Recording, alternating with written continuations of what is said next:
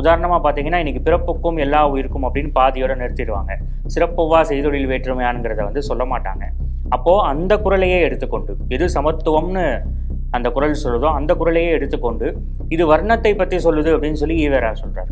தமிழ் புலவர்கள் என்ன சொல்கிறாரு அப்படின்னா, பார்ப்பனர்கள் வீசி எறிந்த எச்சில் இலையை உண்பவர்கள் அப்படின்னு சொல்லி ரொம்ப இழிவாக வந்து பேசுகிறார். அவருடைய நோக்கம் என்ன, அவர் எதற்காக சொன்னாருங்கிறதெல்லாம் இன்னொன்று. ஆனால் வார்த்தையுடைய தடித்தனம் ரொம்ப அதிர்ச்சிக்குள்ளாக்குகிறபடியாக இருக்கிறது. இப்படியான விஷயங்கள் எல்லாம் இந்த நூல் பட்டியலிட்டே வருது. குறிப்பாக ஒரு இடத்துல பாருங்க, ஒரு பெண் குழந்தை பிறந்ததுன்னா அதை என்ன பண்ணணும் அப்படின்னா ஆண் பேர் வைக்கணுமா. அந்த குழந்தைக்கு வந்து எல்லா விதமான ஆண்கள் உடுத்துகின்ற உடைதான் வந்து கொடுக்கணுமா.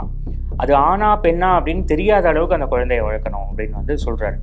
நம்முடைய தமிழக வரலாற்றிலே ஒரு முக்கியமான இடம் பிடித்த ஒரு தலைவராக இருந்தவர். அவருடைய மறுபக்கத்தை பற்றியதுதான் இந்த நூல். அந்த நூலுடைய பேர்